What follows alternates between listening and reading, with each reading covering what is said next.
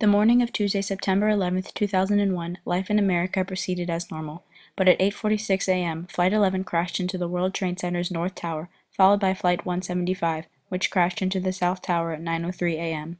These two flights, along with two others, were hijacked by Al-Qaeda, a jihadist group founded and led by Osama bin Laden. 2,996 people died that day, including hijackers, first responders, and civilians. My name is Lauren Fletcher. My dad was Ray Meisenheimer. He was born on May 6, 1955, and in November of 1981, he joined the New York City Fire Department and went to Engine 222 in Bedford-Stuyvesant, Brooklyn. In 1984, he was transferred to Hazmat, and in 1991, he was transferred to the Elite Rescue 3 in the Bronx. He was a New York City fireman for 20 years, and on September 11th, he answered the call at the World Trade Center, and he never came home. He was two different people at home and at work. At home, he was all about his family, his friends, whether it was going to our dance recitals, our school field trips. He worked so much, though, between the firehouse, the fire academy, and usually a third job to help pay for our dance that we didn't see him much, but it was always family. Family was always separate from work. At the firehouse, I only know what I've heard since 9/11. The stories that the different fire department, the guys have told us. They're all comical. He had a really big personality. So really we learned about a whole different side of him. We were moving from Central Islip to Holtzville. My dad wanted a better school district for my sister and I, and it took a lot longer to build this house than it was supposed to. If it was done on time, he would have seen it finished. But we started to build this house, and my dad loved to go visit it, even when it was just a pile of dirt. You know, it was his plot of land, and we would go stare at that pile of dirt. And once they started building, you know, almost every time my dad was off, we went on September 8th. That was the last day that we saw my dad. We had gone to see the house. They had just done the sheetrocking on the inside of it. We went with another family who we were very close with that was also building a house in the same community. We went, we saw the house, we checked everything out, we went out to dinner. I got in trouble. I did something to my sister. I got yelled at. Probably got, you know, books or something taken away, because that was always my punishment, taking my books away. But that was the last time, you know, we saw my dad. He saw up to the sheetrocking. It was the last day he saw the house. And the following day was going upstate with some of the firemen to somebody's lake house. On the 10th, he was going to a golf outing during the day and then going to the firehouse to work that night. So that night, he called to talk to my mom, and I had managed to avoid him all day on, you know, the 9th, his phone calls. I was angry that he had punished me. But I happened to answer the phone on the night of the 10th when he called, and I didn't really say much. He asked to talk to my mom, and then before I gave her the phone, he said to me, you know, Lauren, hold on. And I said, you know, what do you want? And he's like, I'm sorry for yelling at you last night. He had said, I'm sorry for yelling at you last night. I love you.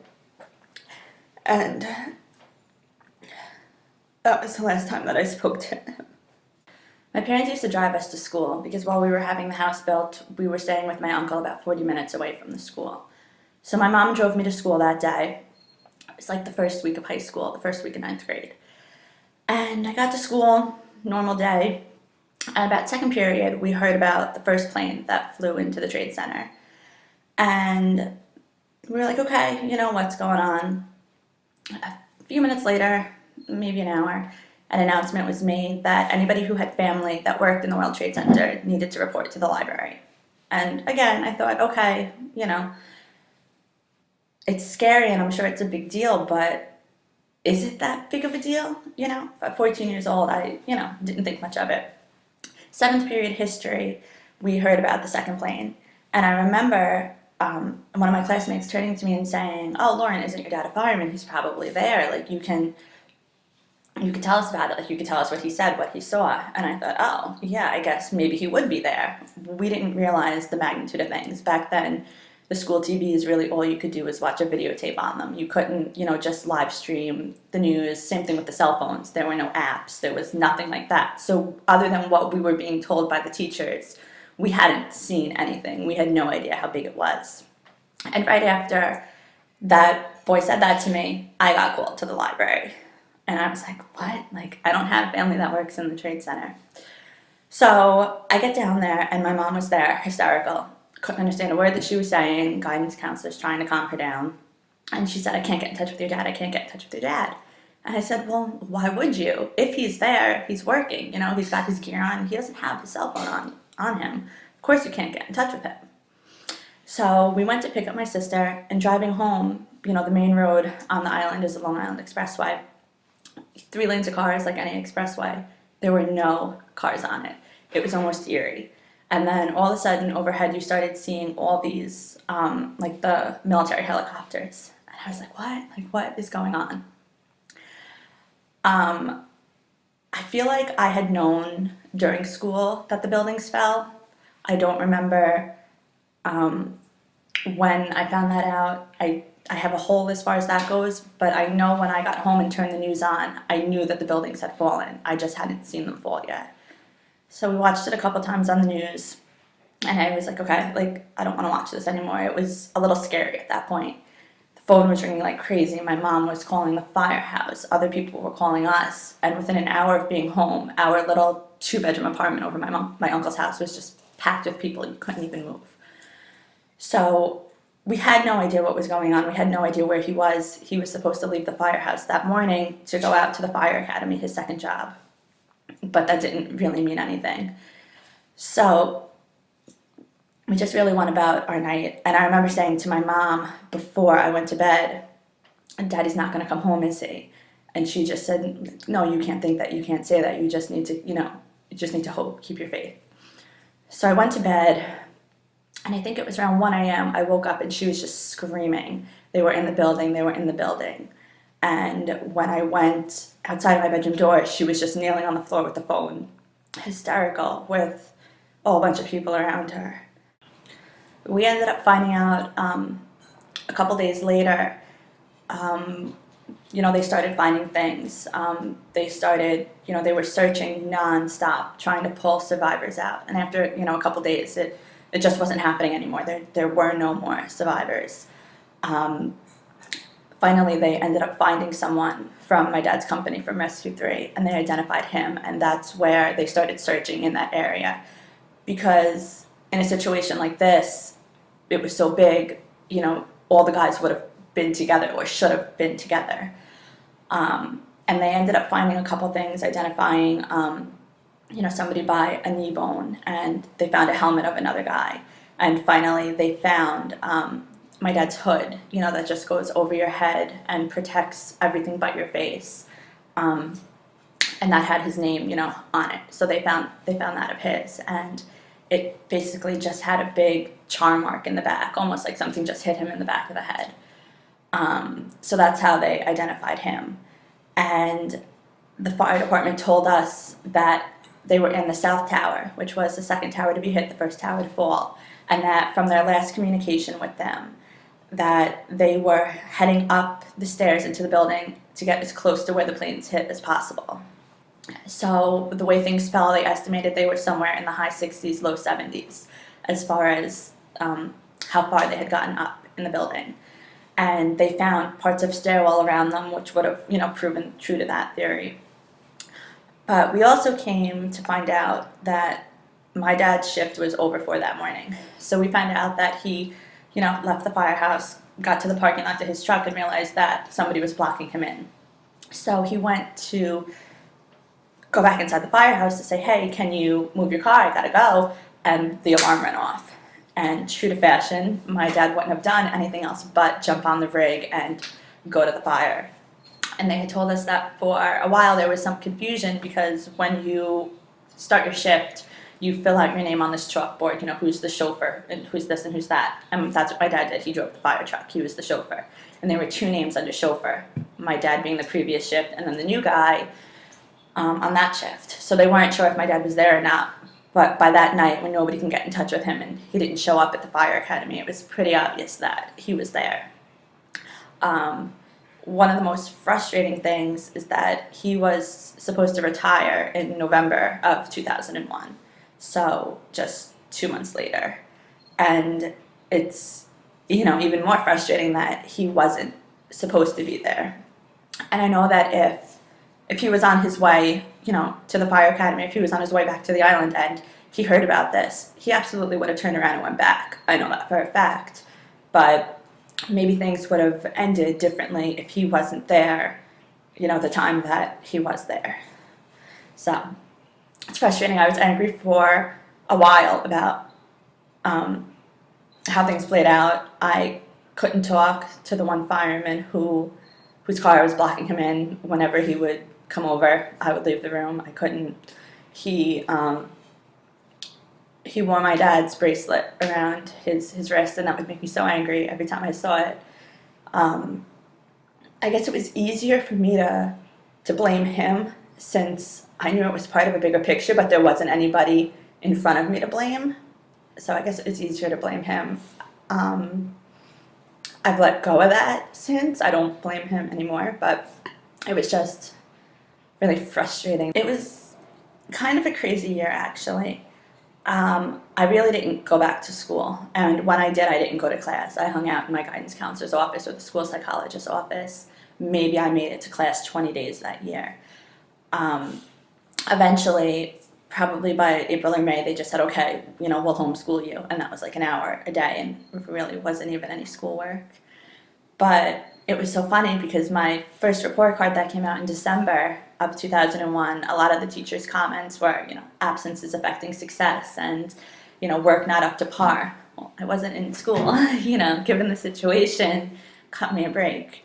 But by the end of the year, all the teachers, passed me. But I didn't really go to school. We ended up moving into our house in December of 2001 that we were in the process of building. So that kept us busy. We ended up flying to Hawaii in December of 2001. The Hawaiian government flew us out, sent the Hawaiian Airlines to New York City nonstop. We flew. They taught us how to surf. They taught us, took us snorkeling out on boats to luau's, to anything and anything we wanted to do, they did with us. And the fire department really just pushed my mom, just go, take the girls, go, get out of New York. And I mean, it was amazing. And as much fun as we had, it was still like, okay, well, there's a reason why we're here. We shouldn't be having fun. We shouldn't be having a good time. But it was definitely good to get out of New York. And then in July of 2002, the Los Angeles Fire Department flew us to LA. And it wasn't just my family for either trip. They sent planes and planes and planes and took how many, hundreds of New York City firemen's families. And that trip was a lot of fun too. I mean, they had us in their houses for dinner, and they took us to Disneyland and surfing and to SeaWorld. And they basically just gave us this packet of all these different places and said, you have 7 days here, pick what you want to do every single day. And everything was free. And it was just really nice to see how many other people outside of New York cared, that they wanted to help, that they wanted to make things better. So as bad as 2001 was, I don't want to say that it was good, because it wasn't by any means, but a lot was done to really try to take our minds off of what was happening. In 2001, in October, we had a memorial for my dad. They hadn't found anything of his yet at that point, but it was just what we had to do, what the fire department said, all right, you have to do this. This is what's going on. This is what's happening.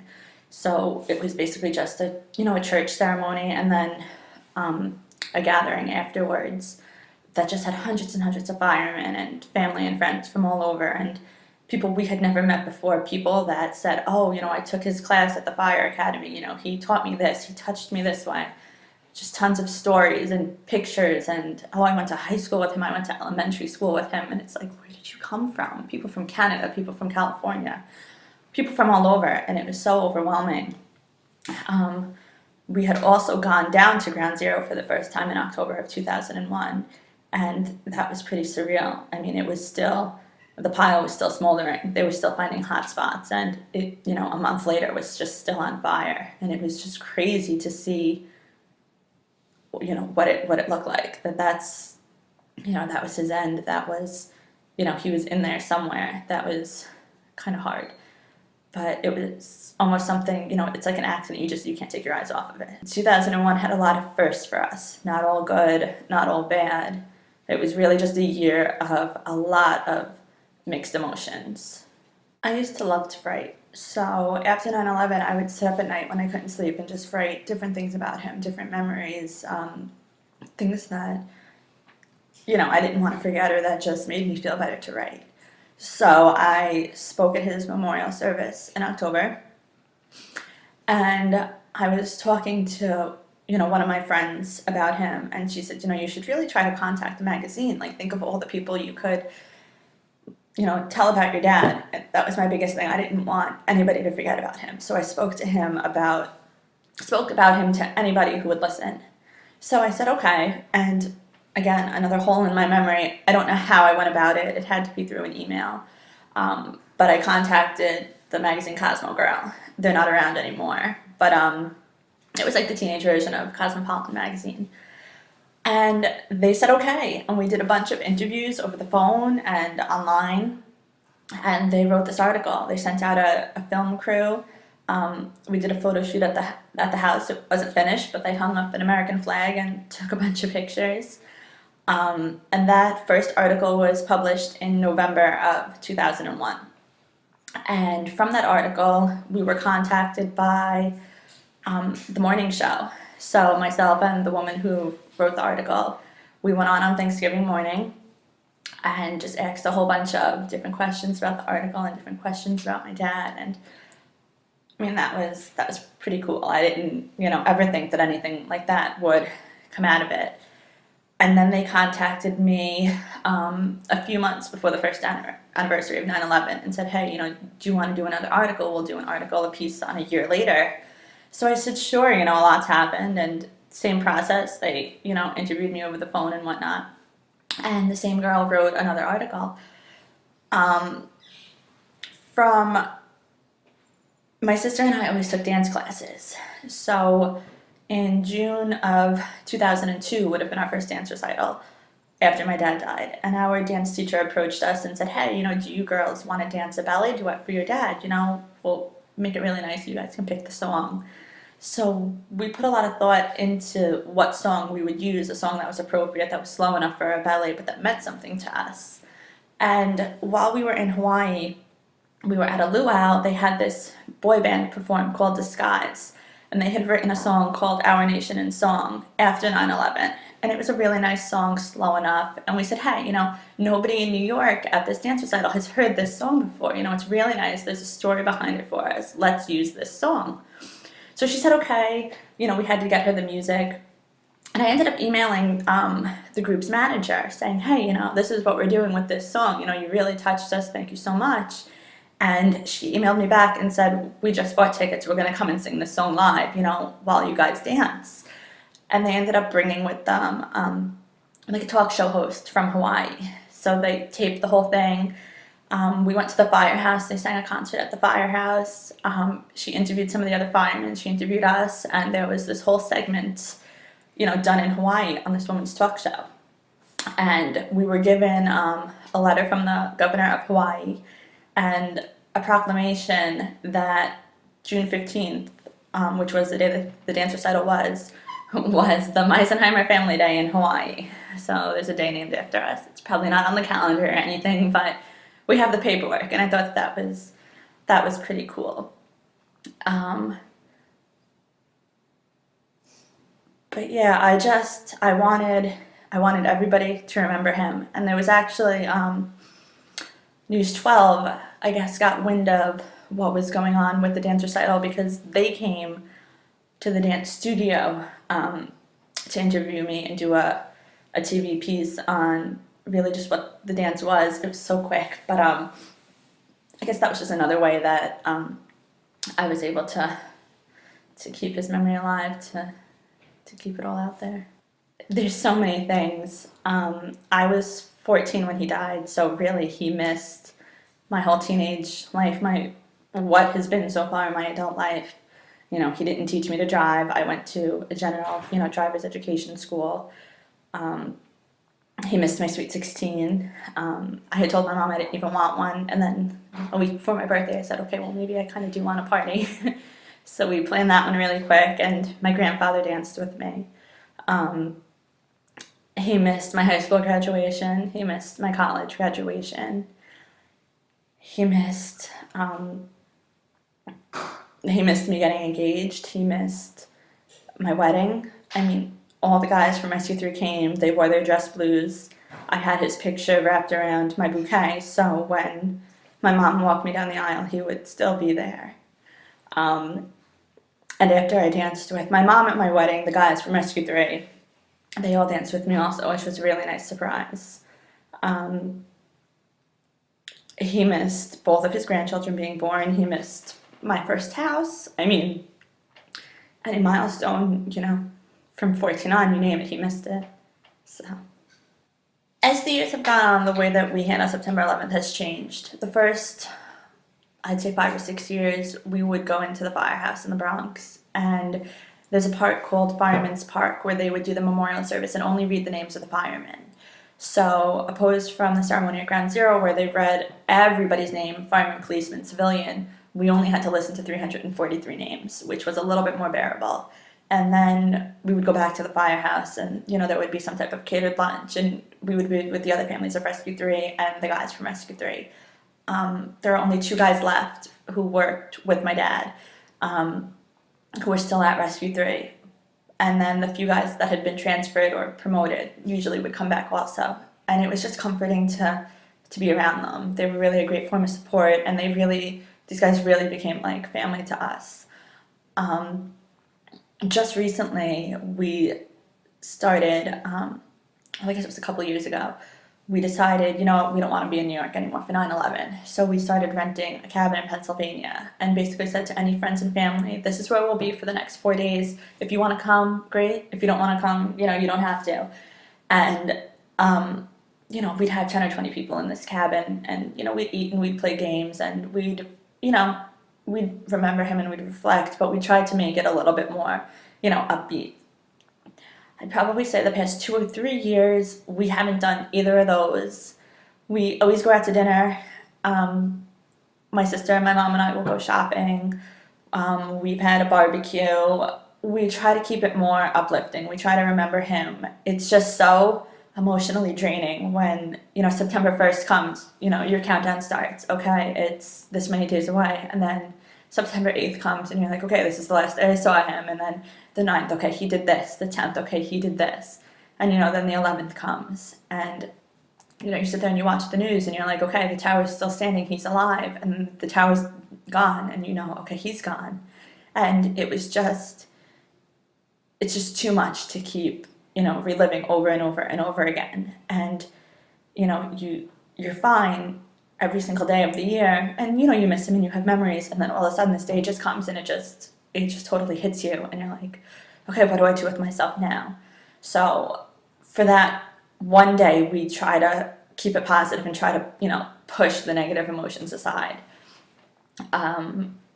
So I'm not sure what we'll be doing this year, but we probably won't be going to the firehouse.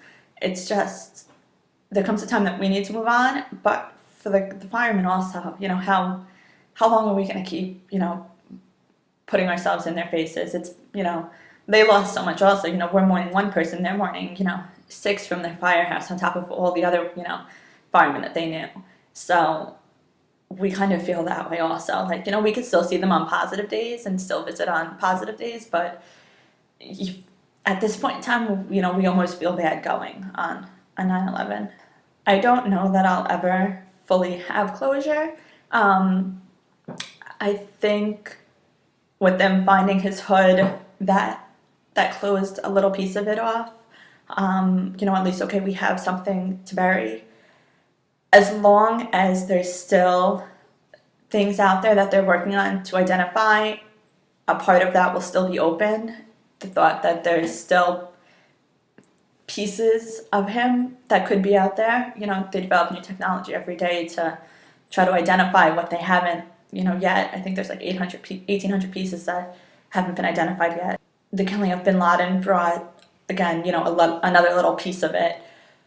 But he's not here, so I don't know how to fully make that okay, how to fully, make that right. So I'd say I probably wouldn't have closure until I see him again, until my whole family's together again. Every day you find, or every year you find, a new way to make bits and pieces of it okay, or bits and pieces of it bearable. But I don't think that I'll ever fully have closure.